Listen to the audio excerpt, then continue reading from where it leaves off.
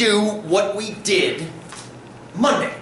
Are we matching the skews or No. They're independent. We should not match because There's no frequency. yeah, we do have to find the individual averages. I love that because they are not dependent at all. Where'd they go?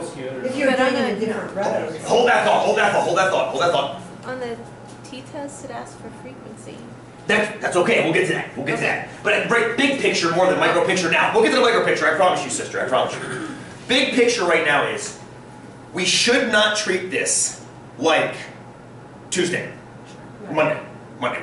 Because these are not matched pairs. Now there's one dead giveaway.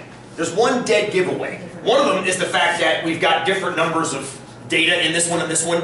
If you have different numbers of data, right away you know you can't match them up. That's the first. But thematically you can't match them up. Thematically you can't match them up because there's nothing to match. I did 20-ish, 21 independent trials up here. Then I changed the brakes and did 20-ish more down here. There's no connection whatsoever between any data point in the first data set and data point down here. It's different than the commercial paired to its show or your thumb paired to your finger. That's why I was a little, I'm going to change these words before and after. I shouldn't have used that. I mean, technically it was before and after, but very often that's a key in statistics that you've measured a person beforehand and then you've measured them after and you're trying to see if there's a difference in that person. Yeah. But you could have done that. I could have done that, but it's only one bike. I'd have to do that on, each one would be a different bike essentially. Or 20 different road spots. Or 20 different road spots, something like that. Yes, something like that, right. But that's not how I said this one. It was one bike, same road spot, just repeated. So in other words, each of these things is trying to measure the exact same thing every time.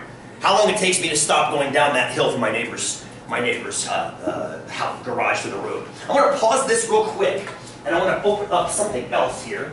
I want to open up this. This is our flow chart. Oh, you added to it. I did! Well, that's too small now, isn't it? Let's make that 50%. How's that look? It's not bad. I mean, it's a little small, but we can get to it. Didn't you say you were a print out? Did I say that? I lied. I'll do it at the end. I'll keep this current. But I'll be printing it every day, and I don't want to. Oh, I thought it was that. No. We're never done until we finish adding tests for the class, and I don't know how many tests we're going to have time to add. Essentially, it's going to be one test a day. So, It's like a graduation diploma. it's going to slide in the back. Print your diploma on the back of it. Here's what we started the course doing: estimating averages and proportions. Now we're testing them to see if there's differences. Now sometimes you can also estimate while we're testing to see if there's a difference, how much of a difference. But follow the flow chart. If we're testing little p, so far we've only tested 1 as a single proportion. We're going to get around to testing 2 momentarily. And I say momentarily, it might take till Monday to get to that. Momentarily, I mean that's the next thing in line, but since we decided to start with this, we're going to test an average. Now here's what we did finishing up on Monday, and I say finishing up, just that's what we were focusing on Monday. 1, and I put including matched pairs on there, because technically speaking, matched pairs are 1 average. It's the average difference, as we talked about on Monday. So I ran that over here, it's a single mean test, and over here in a little bit I put, it's also, make sure put your data in L1 and L2 and put the difference in L3. That's a reminder for you, that's how you set your data up.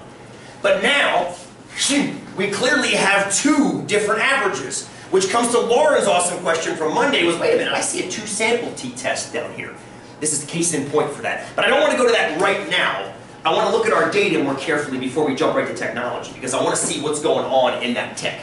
Okay, the tech's going to be great. It's going to spit out a number for us, but a little bit black magic. I want to make sure you understand what's going on with that number. Renee, I think you had a question. I could be wrong.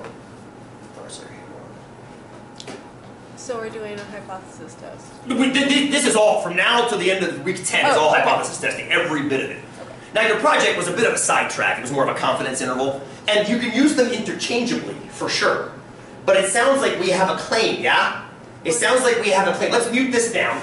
Let's mute this. And let's grab a template sheet if you need one. And let's start this hypothesis test of the disc brakes. Not disc brakes, the non-disc brakes. Brandon, if you don't mind. This one's going to take us a little time to get through because I want to focus on what's going on behind the scenes. Once we know what's going on behind the scenes, we'll let it happen behind the scenes, happily. But for right now, I want to focus.